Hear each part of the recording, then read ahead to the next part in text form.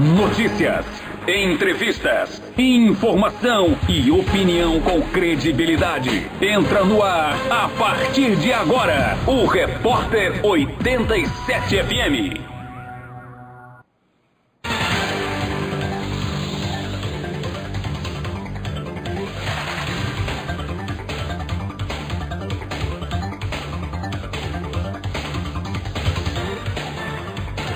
Na comunicação, Maicon Pontes.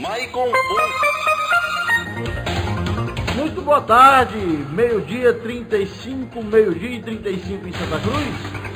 E vamos aos destaques de hoje do nosso programa Repórter 87 FM. Repórter 87.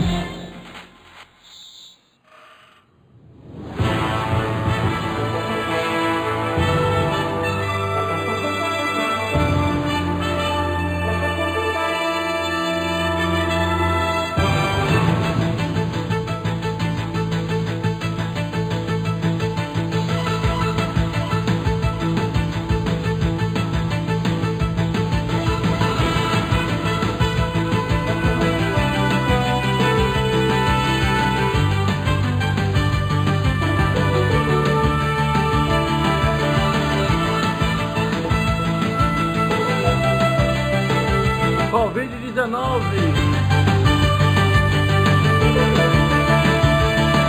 Atualização das 8 horas da manhã. O Brasil tem 57.659 mortes confirmadas por coronavírus até as 8 horas. Os casos já passaram de 1.300.000. Rio Grande do Norte tem 994 mortes e quase 29.000 casos.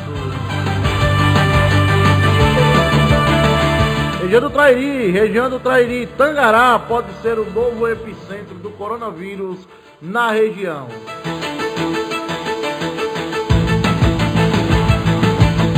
No Rio Grande do Norte, apenas 5 cidades não têm casos confirmados ou mortes por coronavírus.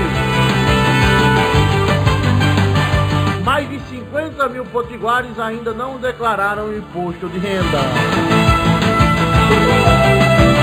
Em meio a polêmicas, o Campeonato Carioca está de volta.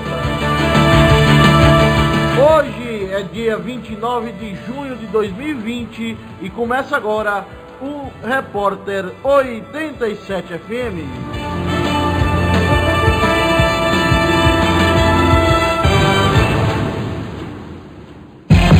Repórter 87.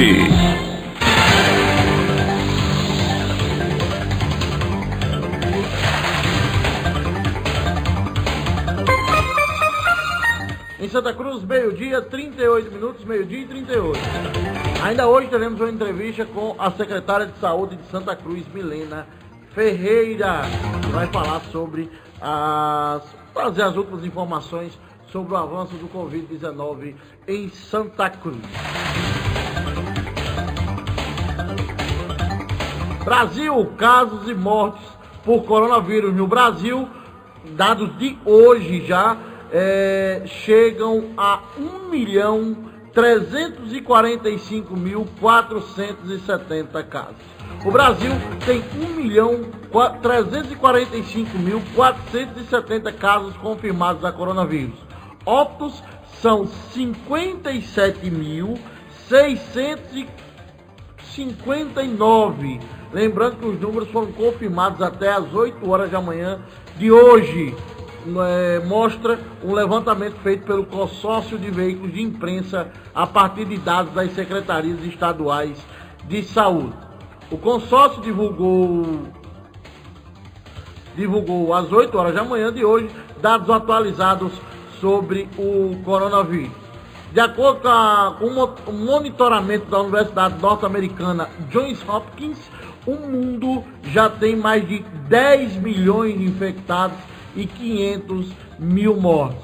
O Brasil responde por 11% das mortes totais no planeta. 11% das mortes totais no planeta já é do Brasil. Então são os números já atualizados até hoje, 8 da manhã, do coronavírus aqui no Brasil.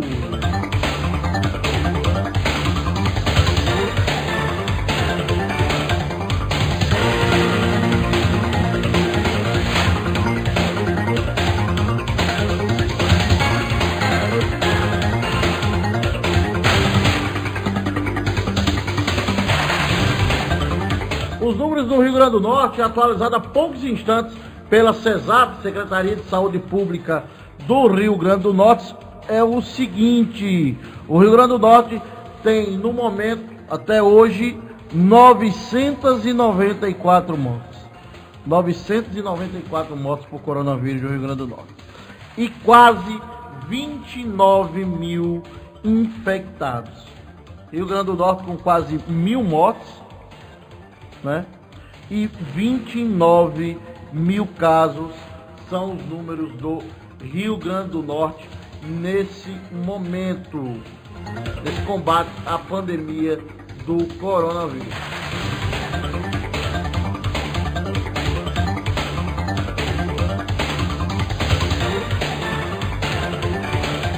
É um número muito alto do Rio Grande do Norte, né? Um estado pequeno que nem o Rio Grande do Norte, um dos menores estados da federação, já tem quase 1.000 mortes por coronavírus e quase 29 mil casos detectados. Gente, 29 mil casos detectados no Rio Grande do Norte é muito pouco. Eu bem queria que fosse só os 29 mil, mas o nível de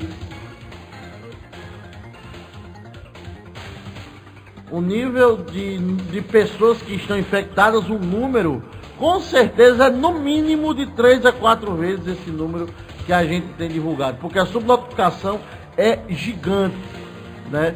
Não só no Rio Grande do Norte, mas em todo o Brasil. Mas o Rio Grande do Norte, com certeza, é um dos estados com o maior número de subnotificação do país. Eu não tenho medo de afirmar isso, até porque é um protocolo muito rígido para você ter acesso a fazer o exame de coronavírus, né? Só se você fizer o exame particular, que agora já está disponível, né? Então, é alarmante a situação do Rio Grande do Norte, é alarmante também a situação do governo, porque o governo não decide se abre, se fecha, se diminui, se aumenta. Desde o começo dessa pandemia, a gente vê decreto em cima de decreto. Mas é aquela coisa, eu finjo que publico o decreto e tu finge que cumpre. É isso que está acontecendo no Rio Grande do Norte. Os decretos eles estão atingindo mais o pequeno comerciante. É a grande verdade que tem que ser dita. Você vai no Alecrim, um exemplo, eu digo que eu passei pelo Alecrim só para ver. Eu estava em Natal semana passada, eu tive que ir, uma questão de saúde da minha mãe, e eu passei pelo Alecrim só para ver. Era notório as lojas de portas abertas, porta fechada, mas os clientes entrando normalmente nas lojas. Os funcionários, um ou dois do lado de fora, e o cliente entrava dentro da loja. E os pequenos não, o pessoal do camelódromo tudo fechado. Todos fechados. Aí isso não é um decreto de Araque? Melhor que estar com conversinha é fazer ação, é agir. O governo, mais do que nunca, precisa, o mais rápido possível, fazer a interiorização desses leitos de UTI. Foram divulgados que serão implantados em várias cidades, como Santa Cruz, como São Paulo Potengi, como Santo Antônio. Ótimo, cadê? Vamos começar quando? É para ontem isso aí, gente. Até para desafogar as UTIs em Natal. Porque a situação ficou tão grave que hoje em dia a regulação pode lhe mandar para Passo Ferros. O cidadão de Santa Cruz, se tiver vaga em Porto Ferro, ele vai para Porto Ferro.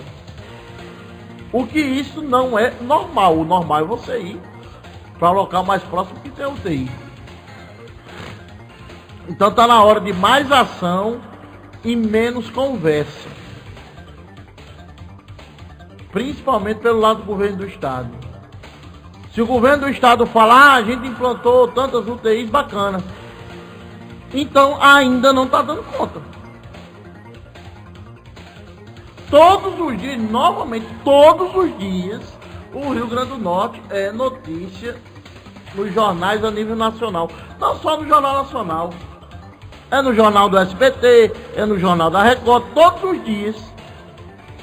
Por falta de vagas de UTI, por gente esperando leite de UTI, por gente morrendo porque não conseguiu leito.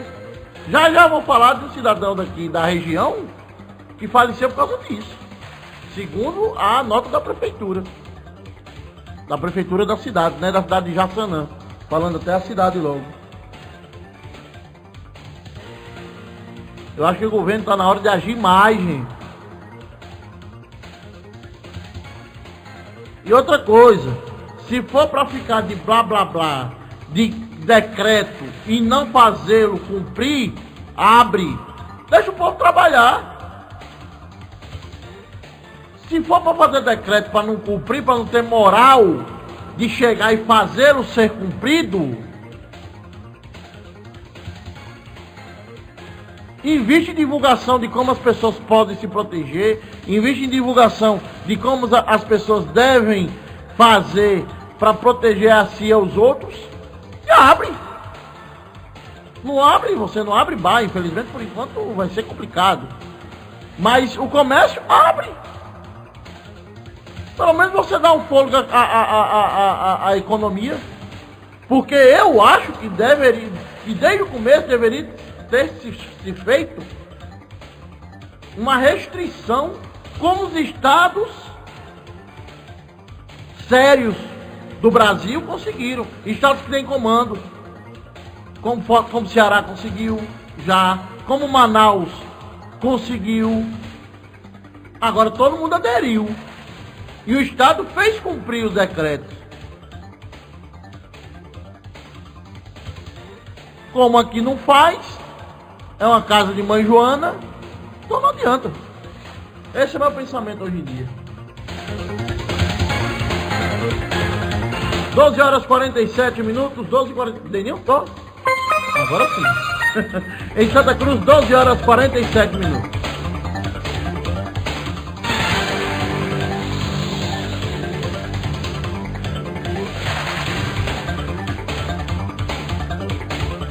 No Rio Grande do Norte, apenas 5 cidades não têm casos confirmados ou mortes por coronavírus.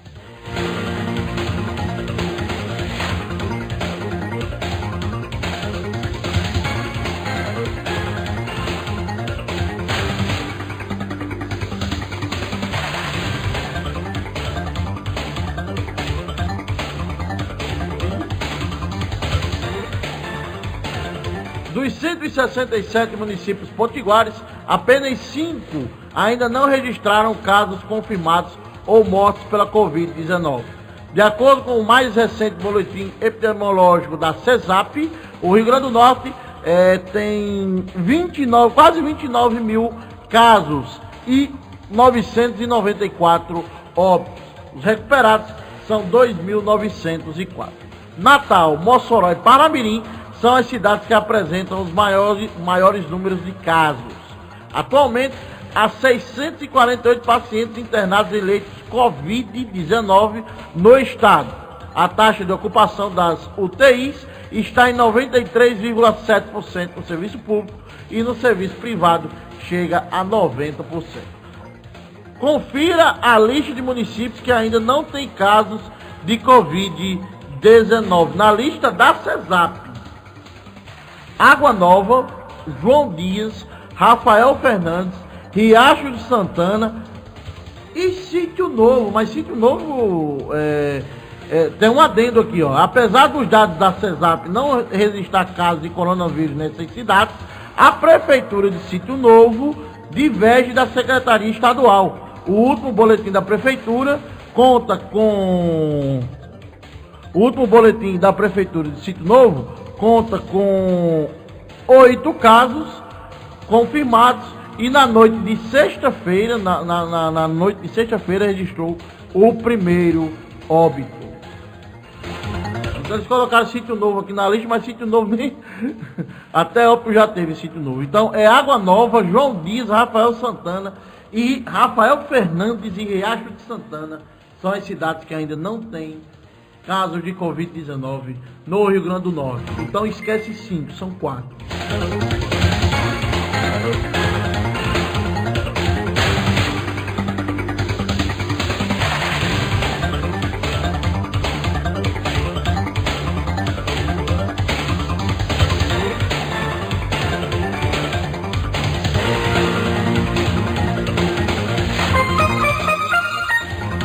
Santa Cruz, meio-dia, 50 minutos, meio-dia e 50.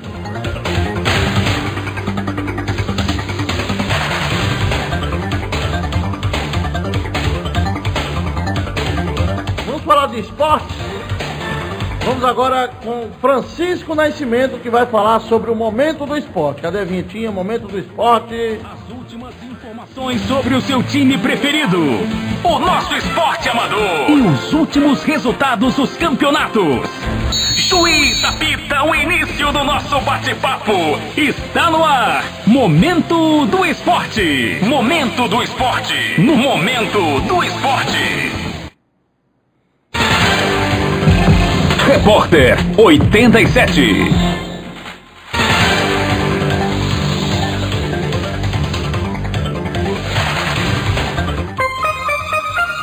Santa Cruz, 12 horas e 51 minutos, 12h51. Vamos aqui ao nosso amigo Francisco Nascimento, que vai trazer todas as últimas informações do esporte aqui no nosso programa Repórter 87 FM.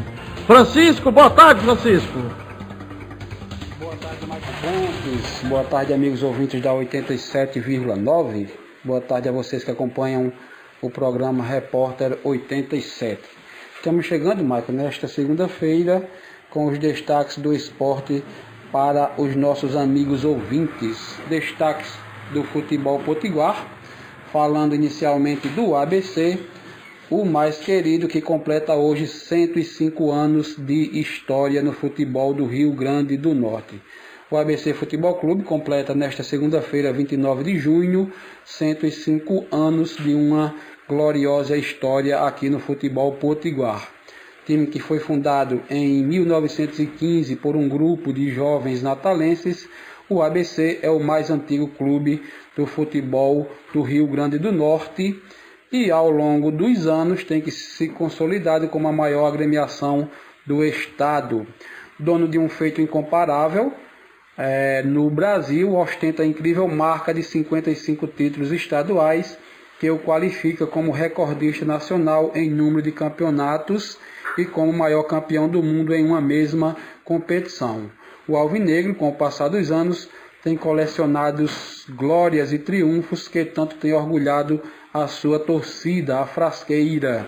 Muitos outros fatos comprovam a gloriosa história abecedista, como a conquista do decacampeonato de futebol de 1932 a 1941, a vitoriosa excursão de 1973 e também a construção do estádio Maria Lamas Farache, o Frasqueirão, primeiro estádio particular do Rio Grande do Norte, que foi inaugurado em 2006 e eleito em 2008 como uma das 7 maravilhas do estado do Rio Grande do Norte.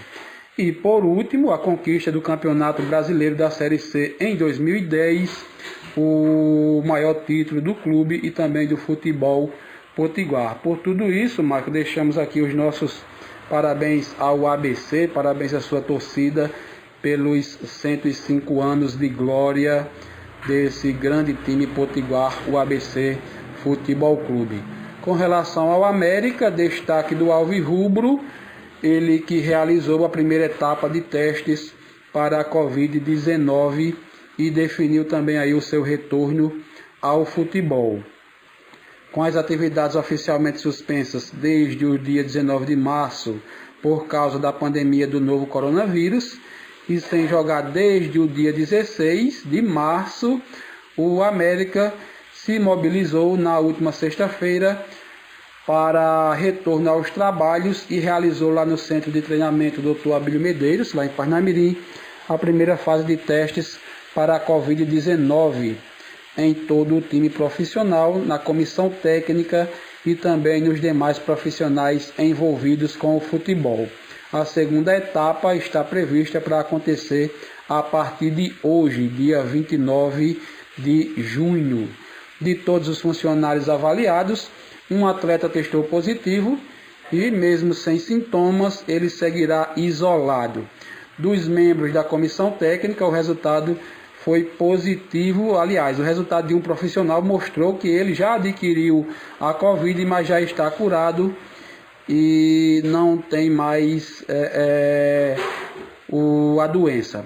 Diante da impossibilidade de retomada do futebol aqui no Rio Grande do Norte, com a grande maioria dos adversários nas próximas competições já treinando em outros estados, o América vai viajar para Pernambuco na próxima quarta-feira, dia 1º de julho, onde reiniciará os trabalhos, os treinamentos lá no Centro de Treinamento do Retrô, time que fechou parceria com o América e que cederá suas instalações por 10 dias para que fique à disposição do América o campo de treinos, a academia, o refeitório e o hotel. Com relação ao futebol brasileiro, Michael, destaque para o Campeonato Carioca, o primeiro a ter jogos liberados após a pandemia. Tivemos nesse final de semana a sequência da quarta rodada da Copa Rio, que é o segundo turno do campeonato Carioca, a Taça Rio, que já teve 2 jogos, já tinha tido 2 jogos anteriormente, na semana passada. Bangu 0, na semana retrasada, aliás, Bangu 0, Flamengo 3, Portuguesa 0, Boa Vista também 0. Fechando a quarta rodada no grupo A, tivemos ontem, lá no Engenhão, o Botafogo goleando a Cabo Friense pelo placar de 6-2.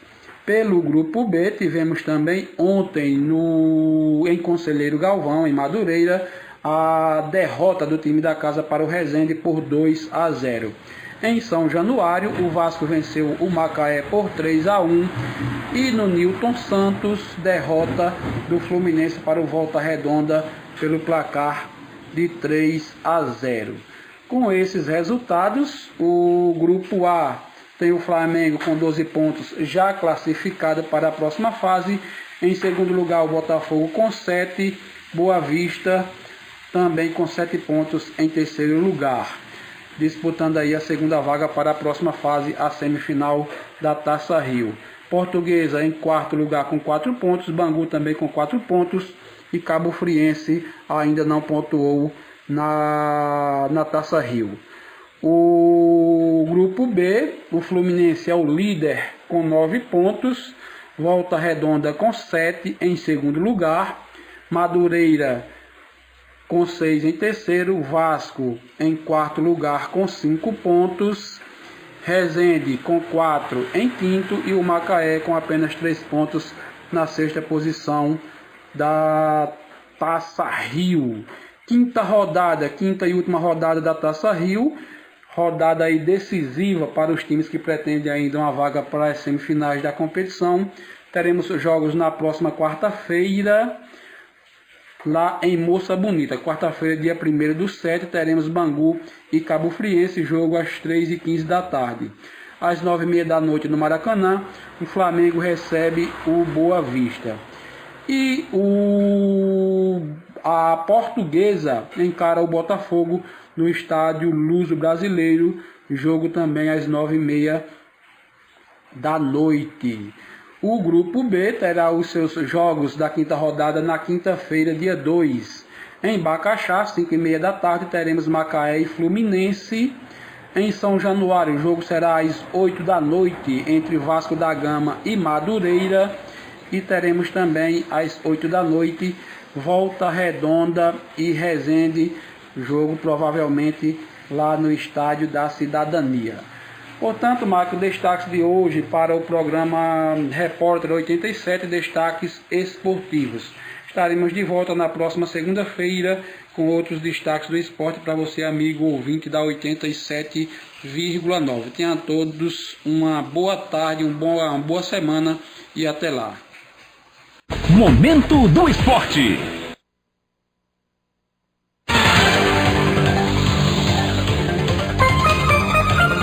Em Santa Cruz, 13 horas.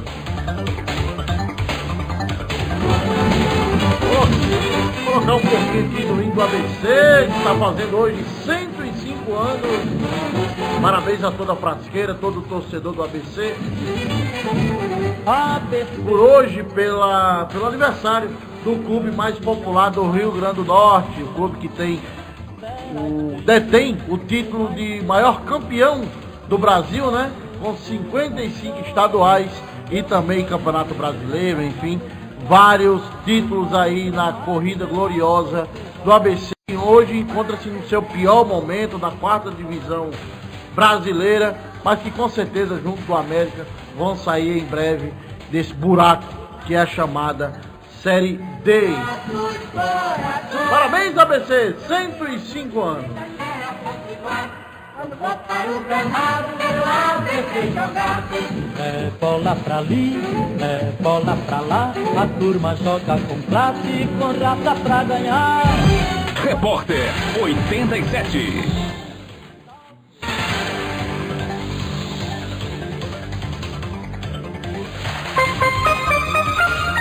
Santa Cruz, 13 horas, 1 minutinho. Falando de esportes ainda, a Prefeitura do Rio de Janeiro pode liberar público para o Campeonato Carioca a partir do dia 10 de julho. Com várias restrições, o principal tópico dessa liberação é o número de torcedores. Segundo o decreto da Prefeitura, 30% do estádio poderia ser ocupado por torcedores que deveriam manter uma distância mínima de 4 metros entre um e outro. Gente, a gente tem que falar o que do Rio de Janeiro? E primeiro, o belíssimo Campeonato Carioca volta antes de tudo. O Flamengo força a volta do Carioca à força. Flamengo, Vasco da Gama e Ferro, né? Depois força o Fluminense e o Botafogo a jogar com 8 dias de treinamento. Coitado do Fluminense, ontem levou 3 de Volta Redonda, né? O Botafogo ganhou de 6-2, mas ganhou da Cabo Friense sem 9 jogadores. Os 9 jogadores que vinham fazendo parte da equipe titular. Aí o Botafogo ganhou da Cabo Friense. Força a volta, assim, uma volta irresponsável do Campeonato Carioca. O Flamengo ganha do Bangu por 3-0 e no momento que o Flamengo estava ganhando por 3-0 no próprio Maracanã, 2 pessoas morriam por conta do Covid-19 lá no Hospital de Campanha do Maracanã. Aí agora a Prefeitura do Rio quer me liberar público para o Campeonato Carioca. Para 30%. Sabe quanto é 30% do Maracanã? Em torno de 23 mil pessoas. 23 mil pessoas. Pessoas que vão pegar trem, que vão pegar metrô, que vão pegar ônibus, que vão superlotar. Aí é engraçado. O campeonato alemão acabou sem público. O campeonato italiano está sem público. O campeonato espanhol está sem público.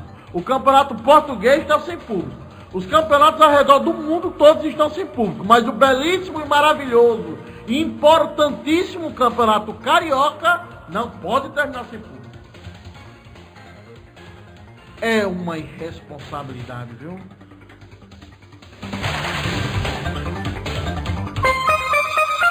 Treze horas, 4 minutos, 13h04. Vamos aqui ao nosso bloco de apoio cultural e já voltamos aqui com uma entrevista com a secretária de Saúde de Santa Cruz, Milena Ferreira. Repórter 87. 87,9. Na comunicação, Michael Pontes. Em Santa Cruz, 13 horas 7 minutos, 13 e 7. Vamos aos números aqui da Covid-19 na região do Trairi. Região do Trairi, 2 cidades da região registram seu primeiro óbito por coronavírus. Tangará anuncia um 8º óbito. O coronavírus segue se alastrando pela região do Trairi. Cidades que antes registravam um baixíssimo número de infectados, agora assistem ao avanço da doença. E 2 cidades registraram os seus primeiros óbitos por coronavírus: Jaçanã e Sítio Novo.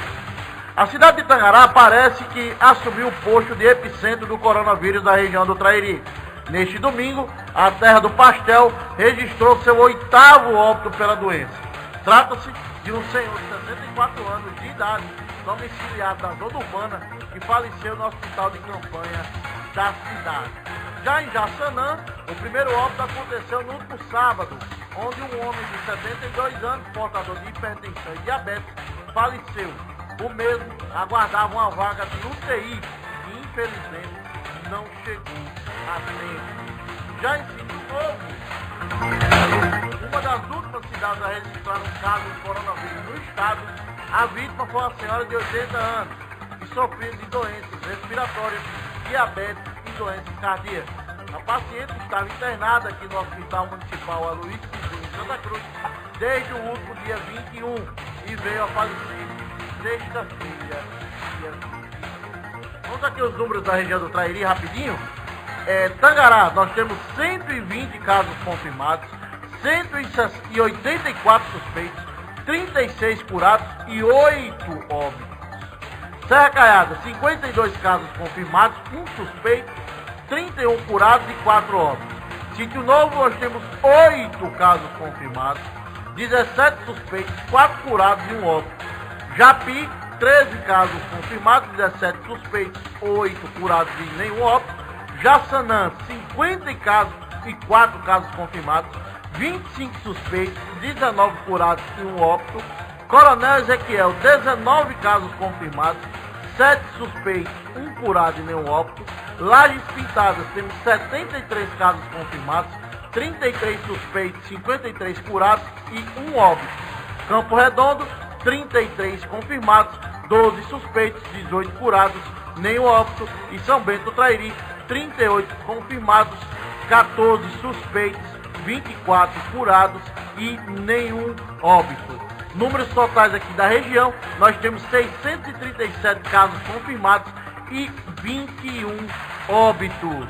O número semana passada de casos confirmados era 460, estamos em 637. E o número de óbitos semana passada era 14 e agora temos 21. Só para confirmar o dado de Santa Cruz que eu não passei. Santa Cruz são 227 confirmados, 261 suspeitos, 104 curados e 6 óbitos. Nós já estamos ao vivo com a secretária de Saúde de Santa Cruz, Milena Ferreira, que vai falar para a gente, atualizar aqui a situação de Santa Cruz no combate ao coronavírus. Desde já agradecer novamente sua participação, viu, Milena? Agradecer por estar conosco, por estar sempre trazendo novas informações aqui para os nossos ouvintes. Desde já, muito obrigado pela sua participação. Milena, e essa semana, como é que foi essa semana no combate ao coronavírus aqui em Santa Cruz e o que você projeta para a semana que está começando a partir de hoje? Muito obrigado e boa tarde, Milena. Boa tarde, Michael. Boa tarde a todos os ouvintes da Rádio Santa Rita. É sempre bom trazer esclarecimentos para a população, que eu sei que quem está em casa quer sempre ficar atento e sabendo o que é que o poder público está fazendo ou trabalhando, né, nesse combate. Essa semana foi uma semana difícil, como a gente sempre vem colocando. Esse mês de junho foi um mês onde a transmissão aumentou significativamente. A gente acredita que o mês de julho ainda vai ser um mês difícil, como a gente chama, um mês negro, né? Um mês de muitas transmissões, então a nossa curva vai estar subindo, né? Hoje no hospital a gente está com 7 pacientes internados, um mais grave. Agora, o que eu destaco mesmo para essa semana é que a maioria desses pacientes que está ficando internado são pacientes com comorbidades, né? E aí, o que está nos chamando a atenção é exatamente essas comorbidades silenciosas ou comorbidades desconhecidas pelos pacientes, né? E aí a gente destaca a hipertensão, a diabetes, a própria obesidade.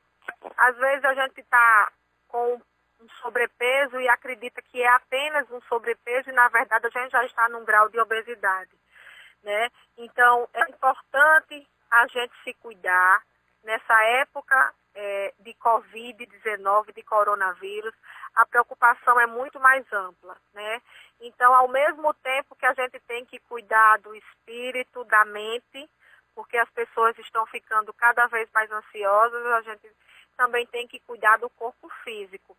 Então, o recado que eu deixo para a população é que se cuidem, né? Ainda mais com relação a essas doenças que a gente acha ou não sabe que tem, né? E às vezes acaba descobrindo por causa do Covid, por causa do internamento, né? Então, essa foi a grande preocupação dessa semana.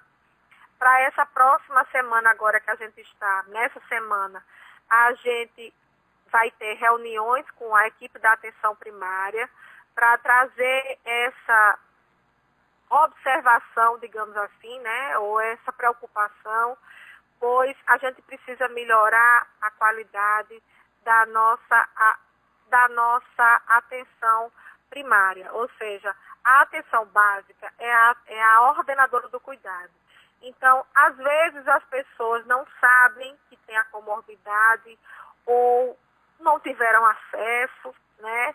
Então, a gente precisa avaliar literalmente como está sendo os nossos atendimentos, qual é o público que está sendo atingido nesse momento.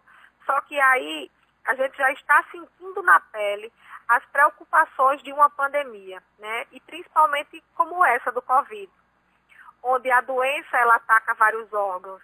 Então, assim, a gente está voltado ao mesmo tempo para a atenção primária, como a gente está instituindo o protocolo, onde vamos trabalhar a partir dessa semana com os nossos grupos de risco, pacientes idosos.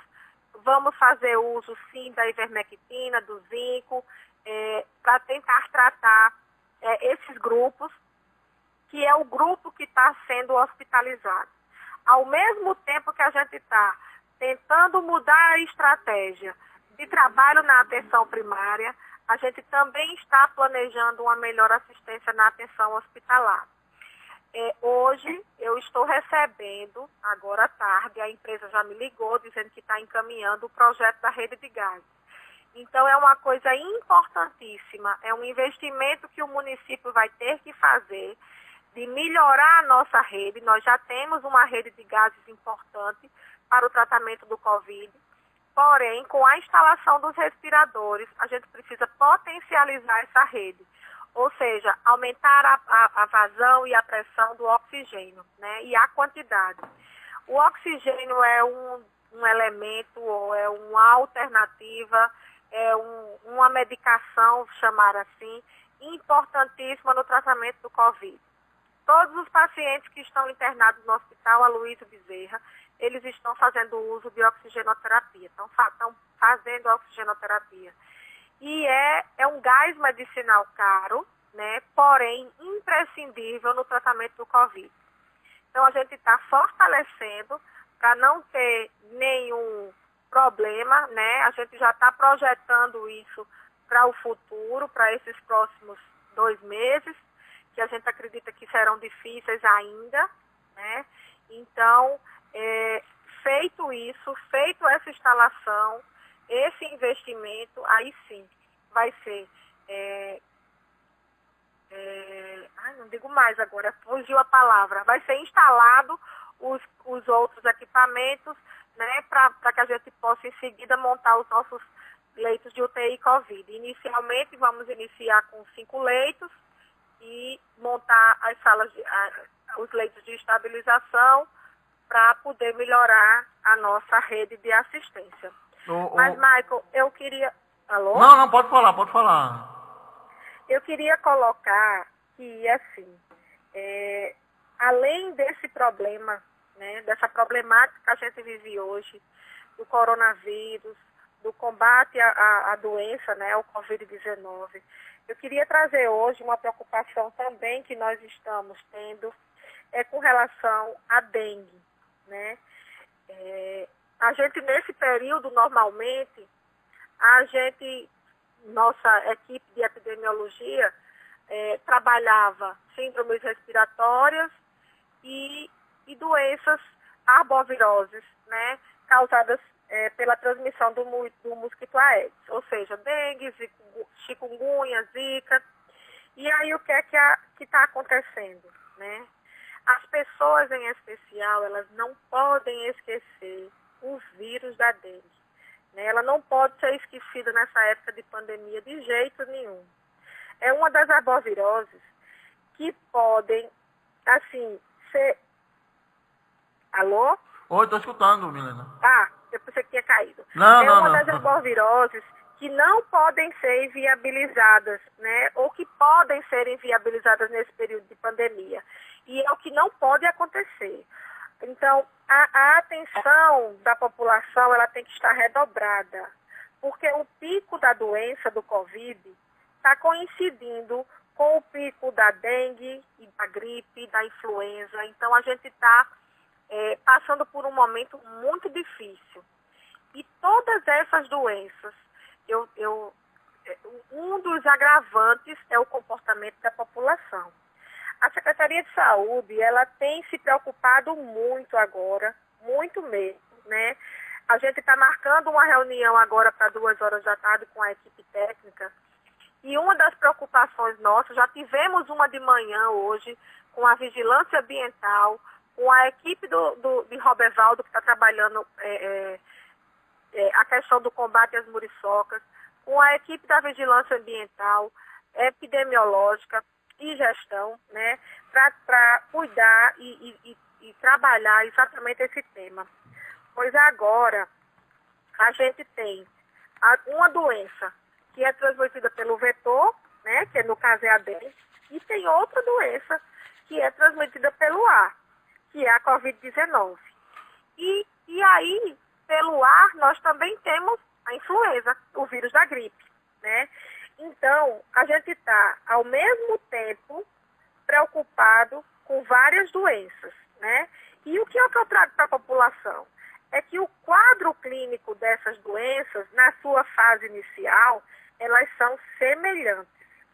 Ou seja, um paciente que está iniciando sintomas de Covid-19 ou de dengue ou de gripe, ela sente dor no corpo, ela sente dor de cabeça, ela sente febre. Então, na fase inicial, está bem complicada. Existem os protocolos clínicos, claro. Os médicos, eles sabem muito bem distinguir isso, mas na sua fase inicial, até o exame laboratorial, ele dá alterado para o Covid-19 e para a dengue. Então, é essencial que cada um cuide de suas casas e dos seus quintais, pois a prefeitura está fazendo mutirões, limpeza urbana nas áreas públicas, de vias públicas, mas os terrenos privados e os seus domicílios, né, é de responsabilidade de cada um. Então, a gente pede encarecidamente que as pessoas, elas aproveitem esse período de pandemia, que não podem estar saindo às ruas, que façam uma faxina na sua casa, nos seus muros, porque a gente está acreditando pelo quadro epidemiológico que se apresenta, pelos indicadores, que muitos, em sua maioria, dos focos estão dentro dos domicílios. E o que é que acontece?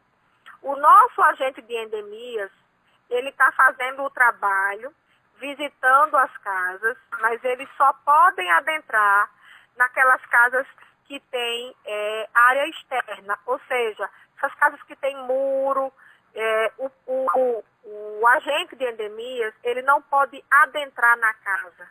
Porque na hora que ele sai de um domicílio e vai para outro, ele tem o risco de contaminação de uma casa para outra, né? Então, ele não pode. A orientação é que ele não adentre na casa, só onde tem área externa.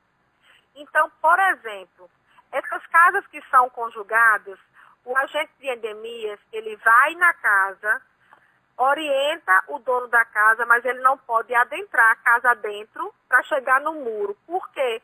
Porque ele também pode tá levando alguma contaminação. Então, a gente está precisando cada vez mais do apoio da população para poder cuidar dessas doenças que a gente está vivendo hoje. E aí eu repito, nós estamos a Covid-19, temos a dengue, a zikungunya, o zika vírus e ainda temos as síndromes gripais, né? Então, a gente está numa preocupação muito grande, tentando montar estratégias para amenizar o impacto dessas doenças. Ô, Milena, eu queria que você me explicasse o seguinte. A gente sabe que hoje em Santa Cruz a gente tem 2 hospitais. Tem um hospital, eu posso chamar de hospital de campanha para o Covid-19? Sim, só que a gente característica para o Ministério da Saúde, o nosso hospital de campanha é o Aloysio Bezerra, para o Covid-19. Isso, justamente. E temos o hospital que está fazendo os atendimentos gerais, que é lá na UPA. Normalmente, durante a semana, quando você está com sintomas leves da Covid, um exemplo, uma febre, uma coriza, que a gente sabe que pode não ser Covid, pode ser inúmeras doenças gripais que você falou, eu acho que até a própria dengue também, no começo, como você citou, ela também tem esses sintomas. Mas, qual é a minha pergunta? Eu vou direcionar, por exemplo, ao final de semana. Porque a gente teve algumas pessoas que questionaram como é que é esse protocolo no final de semana. Porque na semana você procura a unidade básica do seu pai, né? Só que no final de semana, Milena, a pessoa está com sintomas como febre, como dor de cabeça, que já são sintomas que pedem para que você procure alguma unidade. Essa pessoa, ela se desloca primeiro para a unidade da UPA, onde ia ser a UPA, né, que está o hospital geral, ou ela vai direto para o Hospital Municipal Aloysio Bezerra. No final de semana, como é que é esse tipo de protocolo? Olha, se eu estou com febre, dor no corpo e dor de cabeça, eu posso ir direto para o centro de saúde da família. E lá é feita uma triagem. Nessa triagem, se o enfermeiro achar que você não está com síndrome, que você está com síndrome respiratória, porque às vezes eu não sinto bem a coriza, ou estou só espirrando, mas não valorizei. E quando cheguei lá no centro de saúde, eu tive algum outro sintoma respiratório. Então eu vou para o Aloysio Bezerra. O que é que eu digo para a população? Está com sintoma respiratório, vai para o Aloysio Bezerra. Aí, a febre, a dor no corpo, hoje são doenças que pode ser a dengue, como eu coloquei, né? Agora, se eu estou com coriza, aliado a um espirro, ou dor de cabeça aliado a uma congestão nasal, eu tenho que ir direto para o Aloysio Bezerra. Então, o Hospital Municipal Aloysio Bezerra, para ir para lá direto, você tem que estar com problema respiratório. Respiratório, exatamente. Se você não está com nenhum sintoma de problema respiratório, mas tem outros sintomas que caracterizam a Covid ou até outras doenças, primeiro você vai para uma suposta, um tipo de regulação no hospital geral, porque lá eles vão verificar as características e, se tiver necessidade, lhe encaminham para o Aloysio Bezerra, é isso. Exatamente, você foi mais feliz na explicação do que eu. De fato, porque na primeira fase da doença é difícil.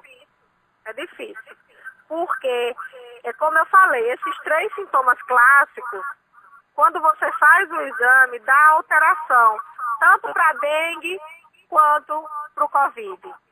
Então, a orientação é exatamente essa que você acabou de falar. Ô Milene, você falou da questão da instalação de gás, né? Para melhorar, se eu não me engano, não é isso? Porque você havia dito em entrevista anterior que o problema é que a rede de gás que tem lá no Hospital Municipal provavelmente não suportaria um acréscimo de leitos, né? De UTI principalmente, não é isso? Exato.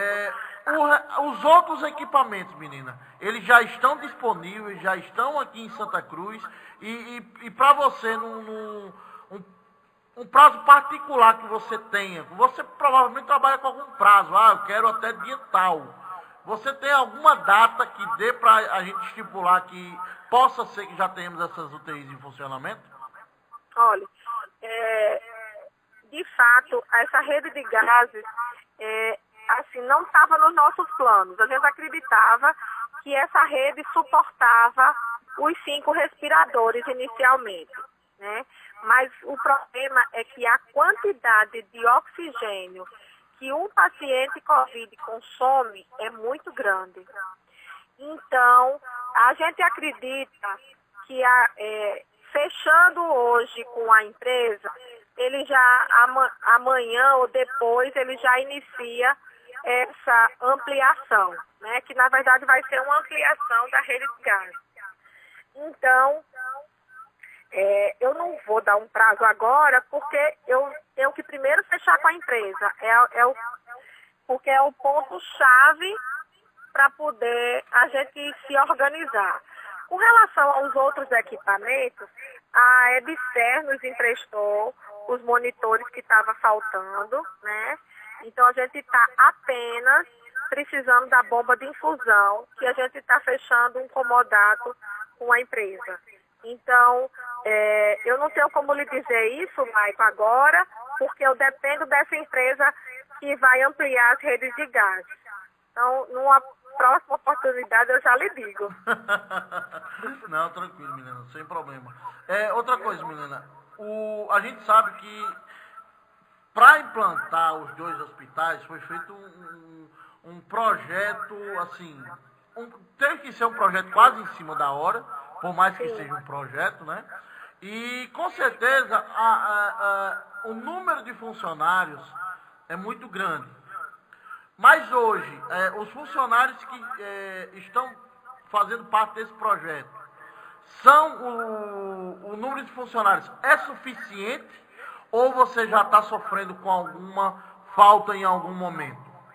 Olha, como eu acho que eu já disse algumas vezes, a gente trabalha com o cenário atual.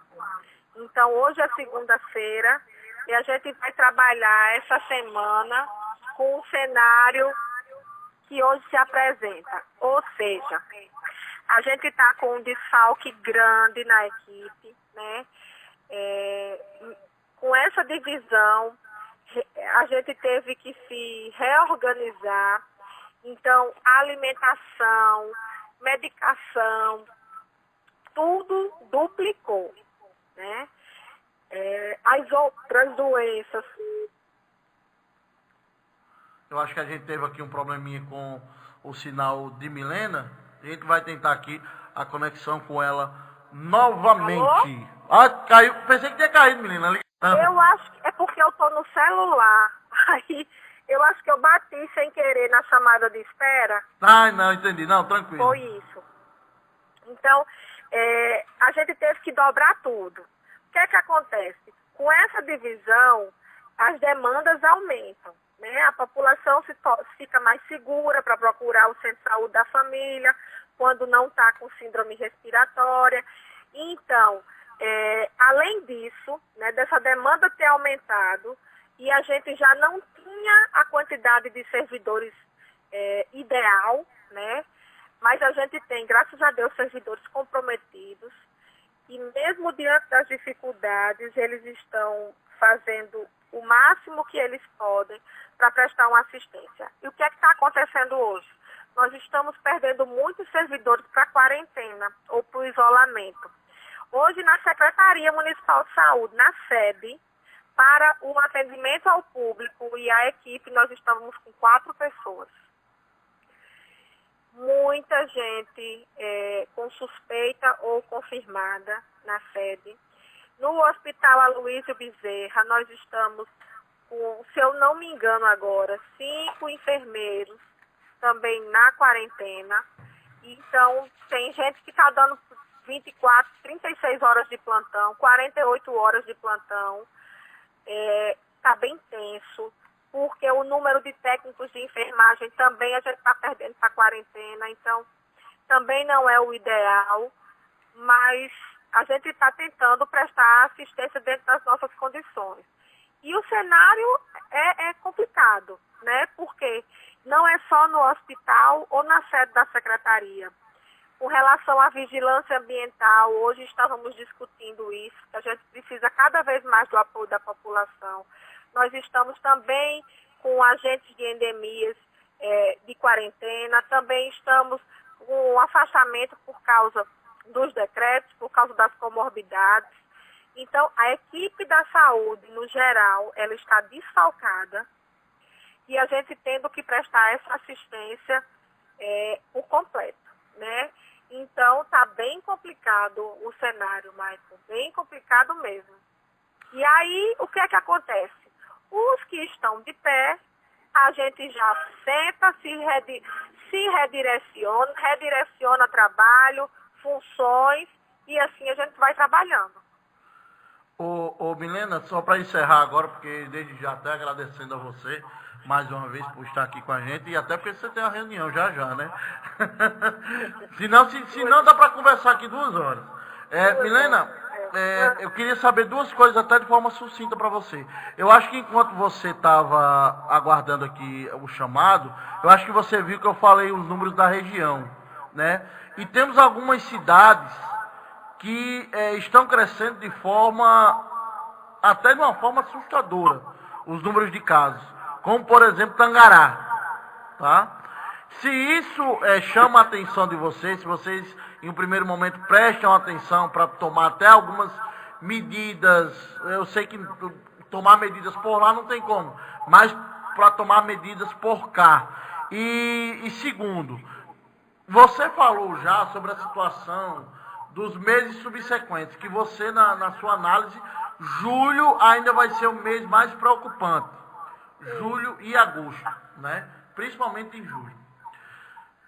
A gente vê uma pressão muito grande, eu não estou falando, a nível local tem, mas eu estou falando até de nível estadual e nacional, para que as pessoas possam voltar a ter sua vida normal.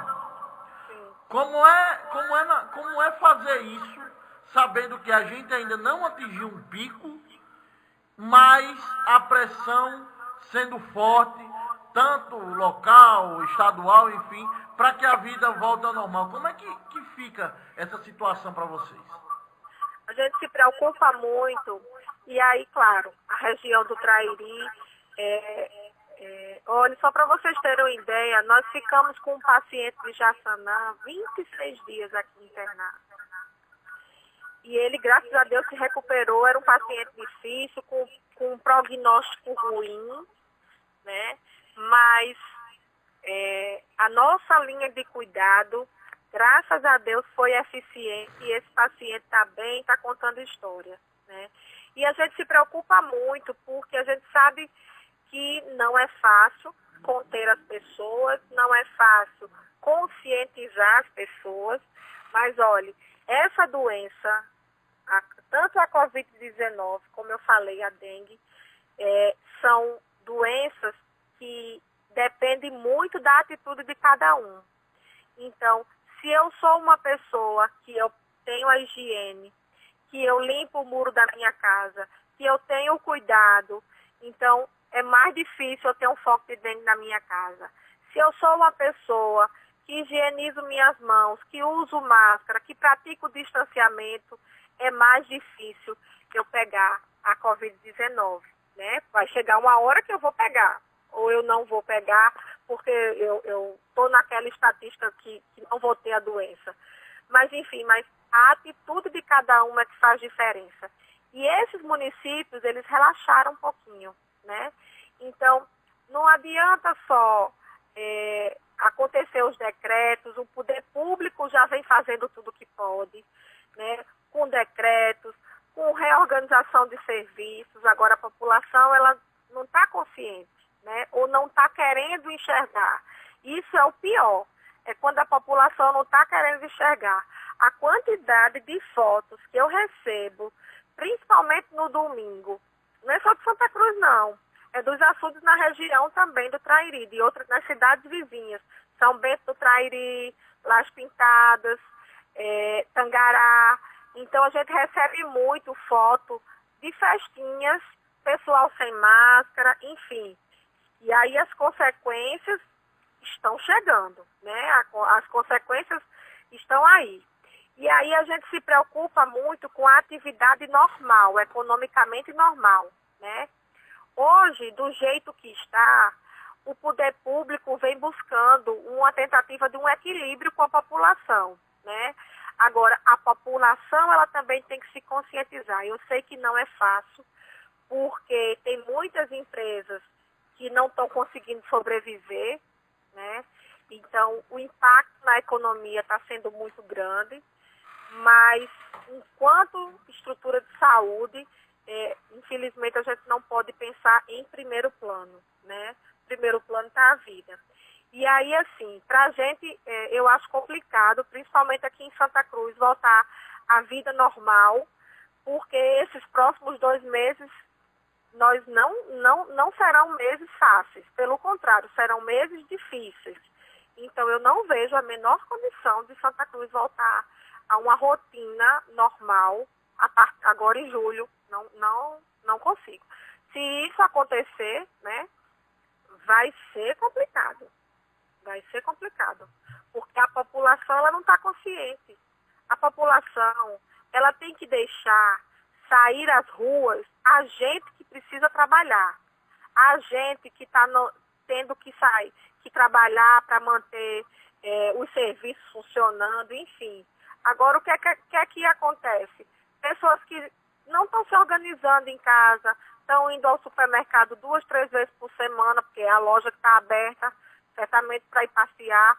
Olha, a menina da farmácia me disse, sábado passado, que tem gente que vai, entra na farmácia, olha os produtos, pergunta os preços, passa assim meia hora, aí vai embora. Só dá um passeio. Então é complicado. Então a gente não enxerga agora, Maicon, para esses próximos 2 meses, tempos fáceis não. Então eu acredito que essa rotina não vai ser agora, né? Uma coisa que é importante colocar é que com essa suspensão das aulas, nós diminuímos esse mês significativamente falando, o número de internamento com crianças. Nessa época, normalmente, tinha muita internação com crianças com pneumonia. E caiu significativamente. Por quê? Com a suspensão das aulas, diminuiu o contato dessas crianças. Então, assim, a gente não está tendo também muitos casos de Covid, porque por mais que a criança ela venha se sobressaindo, né, sua imunidade se sobressai com a doença, mas existe casos sim, e casos graves, principalmente pacientes com comorbidade, ou crianças com comorbidade. Então, graças a essa suspensão, já diminuiu drasticamente essas doenças com risco de transmissões aéreas. Então, é importante ainda a quarentena, o isolamento e o distanciamento. Milena, desde já, muito obrigado. Só para encerrar um dadozinho, semana passada você tinha dito que 2 ou 3 cidades não estavam querendo compactuar com as UTI de Santa Cruz, não era? As duas delas registraram mortes nessa semana e uma por falta de UTI, não é? O quanto é importante, né? Pois é, complicado e importante demais nesse cenário.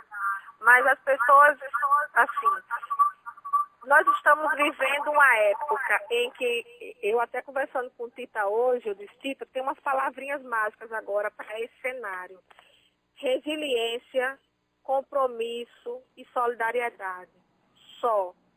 Se a gente tiver resiliência, se tiver compromisso, se tiver solidariedade, isso eu estou falando no nosso trabalho, na nossa vida cotidiana. A gente tem que tirar uma lição dessa pandemia, né? E isso é em todos os setores da nossa vida. Dentro de casa, no ambiente de trabalho, em lugares de lazer, porque isso é o que vai fazer diferença. Olha, tem município que está registrando óbito, né, que está precisando de Santa Cruz e que não vai pactuar ou não tem interesse por enquanto, porque diz que vai dar resolutividade no seu município. E aí a gente se preocupa, porque são vidas. E o poder público não pode brincar com vidas, né? Tudo bem que na saúde existe um limite. A gente trabalha dentro do limite. Ou você acha que a gente não gostaria de testar todo mundo, enfim, e ter todas as medicações disponíveis, todos os médicos toda hora? A gente não tem, porque a gente não tem condição financeira. A gente trabalha dentro de um limite financeiro, né? Mas dentro desse limite, eu só digo uma coisa para a população. A gente está tentando planejar e executar da forma mais eficiente possível, né? Eu sei que a gente não tem a saúde ideal que a gente gostaria, mas estamos tendo a que é possível de se realizar. Milena, muito obrigado, viu? Desculpa a entrevista um pouco longa, mas hoje rendeu mais por causa de alguns assuntos. Muito obrigado e até a próxima, se Deus quiser, com notícias boas, quem sabe, né? Pois é. Eu já vou me candidatar aqui para segunda-feira. Quando você me ligar, eu já tenho notícias boas, com resultado mais real com relação à implantação dos leitos de UTI, que a população tanto anseia, né? Trazer dados epidemiológicos. E aí eu finalizo enfatizando a importância da atitude de cada pessoa, né? E solicito encarecidamente que as pessoas se conscientizem com relação a essas doenças, como eu falei no início, não só a Covid-19, mas também a dengue, né? Então, muito obrigada, Michael, espero ter contribuído aí, e à medida que for surgindo as demandas, a gente vai trazendo aí para vocês. Obrigado, viu, Milena? Boa tarde e até a próxima. Tchau, tchau. Boa tarde, até a próxima.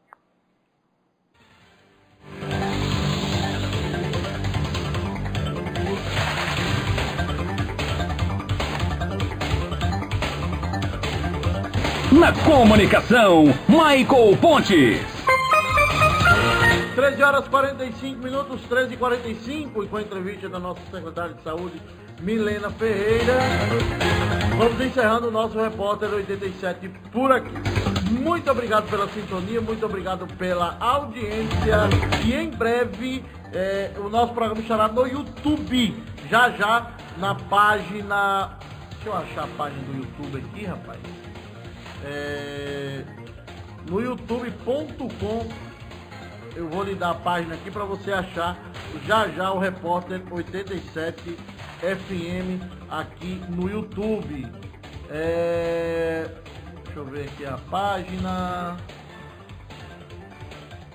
Tá em meu nome, Michael Pontes. Só procurar lá a página Michael Pontes no YouTube e já estará lá em instantes o nosso programa na íntegra no YouTube, o programa de hoje. Muito obrigado pela sintonia, muito obrigado pela audiência. Voltamos, se Deus quiser, segunda-feira, 12h30, com o Repórter 87 FM. Boa semana para você, semana de paz, tranquilidade e muito cuidado. Tchau, tchau.